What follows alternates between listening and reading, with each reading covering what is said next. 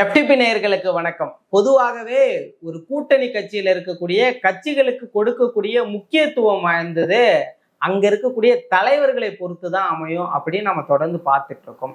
அந்த வகையில விடுதலை சிறுத்தைகளை குறிப்பிட்டு சொல்லலாம். விடுதலை சிறுத்தைகளுடைய வருங்கால அந்த செயல்பாடுகள் எப்படி இருக்கு அதை பத்தி தான் நம்ம வம்சி அவர்களோட உரையாட போறோம். வணக்கம். விடுதலை சிறுத்தைகள் கட்சியுடைய நிலைப்பாடுகளை நீங்க தொடர்ந்து பார்த்திருப்பீங்க. திருமாவர்களுடைய அடுத்த கட்ட முடிவுகள் என்னவா இருக்கும்? ஸோ அதை பத்தி நீங்க என்ன நினைக்கிறீங்க? என்ன நினைக்கிறீங்கன்னா, ஃபர்ஸ்ட் விடுதலை சிறுத்தைகளோட லாஸ்ட் 15 இயர்ஸ் அவங்க பயணம் எப்படி இருக்குன்னு சரி, விடுதலை சிறுத்தைகளோட அரசியல் பயணம் எப்படி இருக்குன்னு பார்க்கலாம். தேர்தல் காலத்தை எப்படி பார்க்க பண்ணிருக்காங்க. அவங்க 98 நாடாளுமன்ற தேர்தலில் ஃபர்ஸ்ட் களம் பண்றாங்க.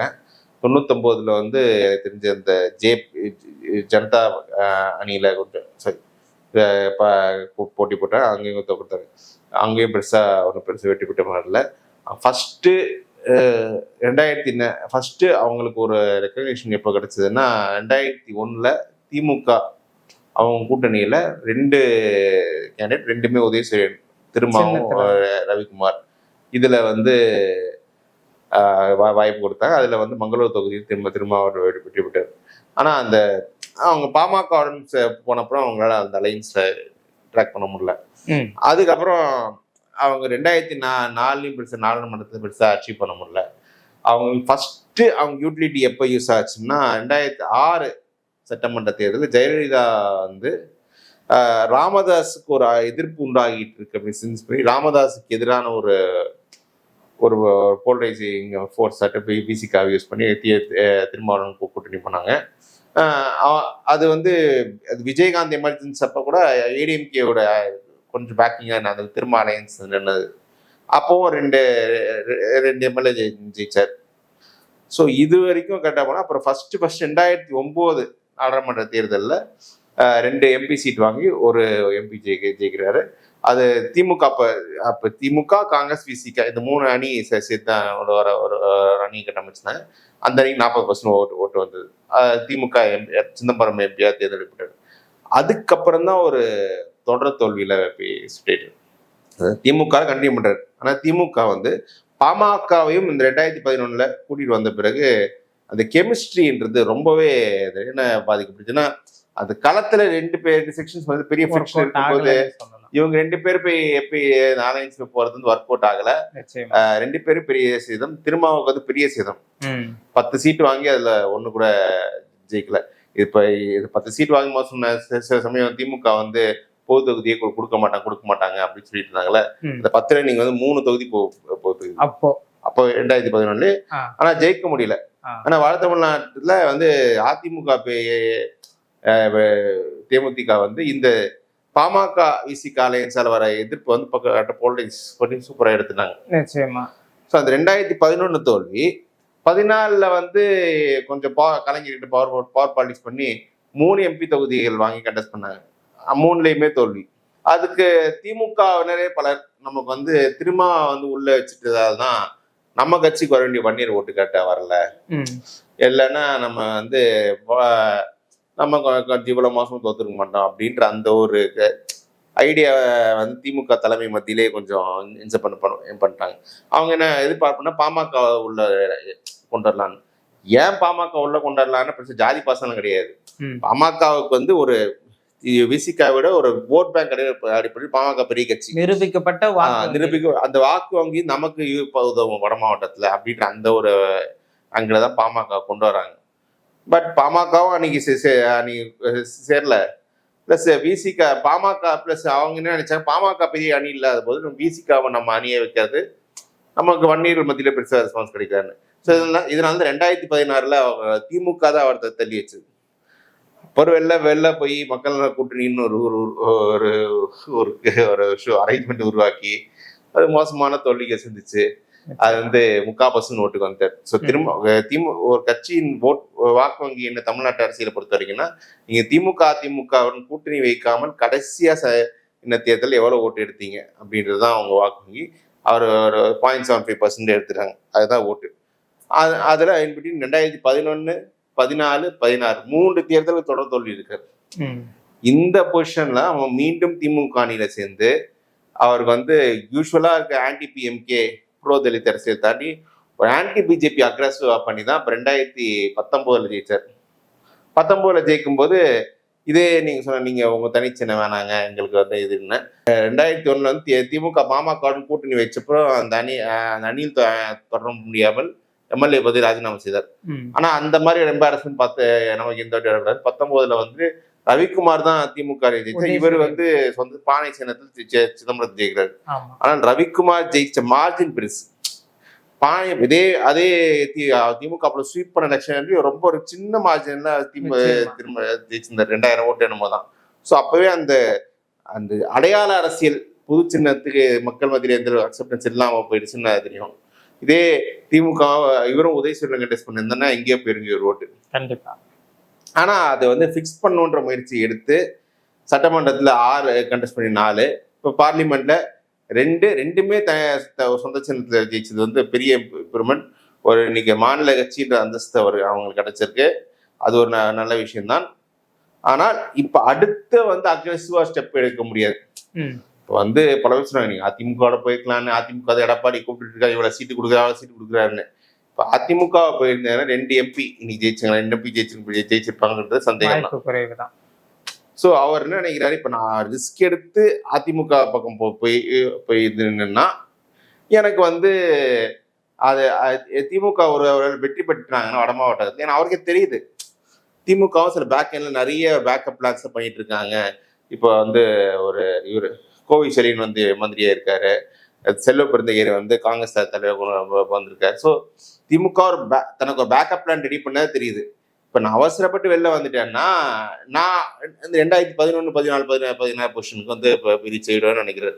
அதனாலதான் சரி இந்த அலையன்ஸ்ல இருக்கணும்னு அவர் ஃபீல் பண்றாரு. அது கமிட்டடா இருக்காரு. இப்போ என்ன பிரச்சனை வருதுன்னா அவருக்கு இது வந்து திமுக வந்து அந்த 2016 0.75% ஓட்டு அதுக்கு தான் ட்ரீட் பண்ணிட்டு இருக்காங்க. இவருக்கு வந்து திமுகவோட பார்கெயின் பண்ண ஒரு ஆப்ஷன் கிடையாது. ஏன்னா அதிமுக பாஜக கூட்டணி இருந்தால இன்னைக்கு வந்து அவர் பார்கெனிங் ஆப்ஷன்ஸ் குறைவு. இப்போ அதிமுக இன்னைக்கு கூட சொல்லிக்க அதிமுக பாஜக கூட்டணி உடஞ்சிரும் அப்படின்னு இவர் சொல்றாரு. சம்பந்தமே ஏன் சொல்றாருன்னு தெரியல.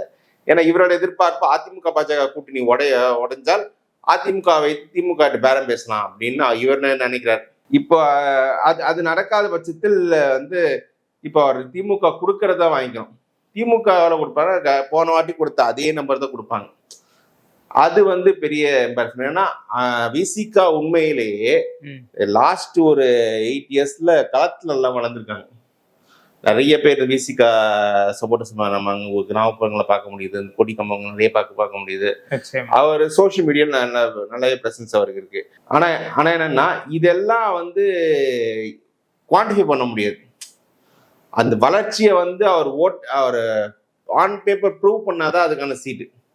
ப்ரூவ் பண்ணது வரை 0.75% சீட்டு தான் இருக்கு. ஆனா 2016 1% கூட வாங்கல அப்படின்னு சொல்றீங்க. இப்போ வந்து ஒரு ப்ரூவன் டு ஓட்டு காமிச்சிருக்காருல தனி சின்னத்துல நின்னு. அதுக்கேற்ற மாதிரி அது திமுக கூட்டணியா இருந்தாலும் தனி சின்னம்ன்றது பார்கெயினுக்கு உதவும் தானே. அதுதாங்க தனி சின்னம் கொடுத்தா சரி, தனி சின்னத்துல இருந்துக்குவாங்க. 6 தொகுதி 7 தொகுதி இருந்துக்குவாங்க, அப்படிதான் வருவாங்க. பிளஸ் திமுக எப்படி ட்ரீட் பண்றாங்கன்னா மக்கள் கூட்டணி எப்படி பார்த்தாங்கன்னா விசிகா, சிபிஎம், சிபி, மதிமுக 4 பேருக்கு கிட்டத்தட்ட ஒரே ரேஞ்சில் தான் வாங்கியிருப்பாங்க ஓட்டு. இப்ப 4 பேருக்கு ஒரே அளவு சீட்டு கொடுக்குறாங்க. 2 எம்பி இல்லைன்னா சட்டமன்றத்துக்கு வந்து 6 எம்பி, ஒரு எம்பிக்கு ஒரு 3 எம்எல்ஏ 6 எம்எல்ஏ கணக்கு போடுறாங்க. ஸோ இந்த 6 எம்எல்ஏன்றதா இவங்க திமுக வந்து, ஏன்னா இந்த கட்சிகள்ல வந்து இப்போ அதிமுக பாஜக கூட்டணி வந்தால கம்யூனிஸ்டுக்கு ஒரு பார்க்கிங் இல்லை, இவங்களுக்கு பார்க்கிங் கிடையாது. திமுக கொடுக்கறத வாங்கிட்டு போனோம். அப்படி ஒரு சிக்கல்ல இருக்க திரும்ப. ஸோ அதனாலதான் அந்த ஒரு பேசி கொஞ்சம் சீட்ஸ் வாங்கி இன்னொரு தேர்தல் தனிச்சு நின்றுட்டா கொஞ்சம் ஸ்டெபிலைஸ் ஆயிடுன்னு நான் நினைக்கிறாரு. இந்த கேட்ரஸ் மத்தியில் ஆர்வம் இருக்கு. இப்போ இந்த இப்போ திமுக இப்போ அவங்களோட வளர்ச்சியை வந்து ப்ரூவ் பண்ணணும்னு போனா ஒருவேளை அவங்க 234 சந்திக்கிறதுக்கான வாய்ப்பும் அதிகமா இருக்கு. நிறைய வாய்ப்பு இருக்கு. 234 தொகுதியில் ஒரு கேண்டிடேட் போட்டு தன்னை முதலமைச்சர் பிரதிக் பண்ணி ஸ்டேட் லெவல்ல ஒரு ஓட்டு எடுக்கலாம். அதுக்கு ஆதரவு இருக்கும். ஆனா அவருக்கு என்னன்னா சப்போஸ் வெளில வந்து திமுக அணி ஜெயிச்சிருச்சுன்னா அவர் ஜெயிச்ச அணியில கண்டிப்பா நம்ம சேர்த்துக்க மாட்டாங்க. நிச்சயமாவா. 2009 16 பொசிஷன் நம்ம போயிடுவோன்ற அந்த ஒரு இன்செக்யூரிட்டி அவருக்கு இருக்கு. ஸோ அதனால இப்போ கேர்ஃபுல்லாக தான் ஒரு ஸ்டெப்ஸ் மூவ் பண்றாரு. திமுக மைல்டா அது பார்க்கிங் கிரியேட் ஆகும்னு பாக்குறாரு. பட் திமுக இதுக்கெல்லாம் அவங்க கன்சீவ் பண்ண மாட்டாங்க தான் நான் நினைக்கிறேன். திருமாவை பற்றி தாவேக தலைவர் சொல்றதும் அதிமுக தலைவர் சொல்றதும் நியாயம்தான். அவங்க வந்து கூட்டணிக்கு அழைக்கலாம். ஆனா நயினார் நாகேந்திரன் அவர்களும் ஒரு சாஃப்ட் கார்னரோட பேசுறாரு. இது எப்படி பாக்குறீங்க? இல்ல இன்னைக்கு வந்து தமிழ்நாட்டுல பெரிய பெரிய பவர்ஃபுல் ஓட்டிங் செக்ஷன் தலித் எமர்ஜி இருக்காங்க. நிச்சயமா. அதுக்கு இன்னைக்கு வந்து ஒரு பட்டியல் சமூகத்திலிருந்து வந்த ஒரு நபர் வந்து ஒரு தனக்குன்னு ஒரு கட்சி வாங்கி மாநில கட்சி அந்தஸ்து பெறுவது தமிழ்நாட்டுல இருந்தது சாதாரண விஷயம் கிடையாது. ஸோ இவர் பெற்றிருக்காருன்னா ஸோ அப்படின்னா இவரோட இண்டிவிஜுவல் ஸ்டேச்சர் வந்து அந்த செக்ஷன்ஸ் மாதிரி நிறைய இருக்கு. அந்த ஸ்டேச்சர் வந்து இப்ப திமுக ஒழுங்கா ட்ரீட் பண்ண மாட்டேங்கிறாங்க, பிளாஸ்டிக் சேர் கொடுக்குறாங்க, இந்த மாதிரி நம்ம வைத்து அவரோட குட்வில் ஆதரவாளர் மத்தியில் குட்வில் சம்பாதிக்கணும் எல்லாரும் முயற்சி பண்றாங்க. அதனாலதான் விஜய் வாங்க, நீங்க வாங்கின வெளில வாங்கின அப்படின்னு சொல்லிட்டு இருக்காங்க. வெளில வந்தா ஒண்ணுமெல்லாம் போயிடும் தெரியும். அதை விஜய் கேட்கறாரு, என்ன வெளில வந்து கூப்பிடுங்க என்ன சிஎம்மா சொல்லுவீங்களான்னு கேட்கறாரு. அதுக்கு விஜய் தயாரா இல்ல, நிச்சயமா இருக்க மாட்டாரு. ஸோ திரும்ப பொசிஷன்ன்றது இன்னைக்கு சிக்கலா வருது. இந்த அதிமுக பிஜேபி கூட்டணி உடைந்தால் கொஞ்சம் பார்கெயின் கிடைக்கும். அப்படி வராத பட்சத்தில் திமுக கொடுக்கறதா வாங்கிக்கணும். அப்போ வந்து திருமாவுடைய இப்போதைய மனநிலை என்னவா இருக்குன்னா, கூட்டணியிலிருந்து வெளியேறாம தன்னுடைய பலத்தை ஒரு கம்யூனிஸ்ட் சொன்னார்.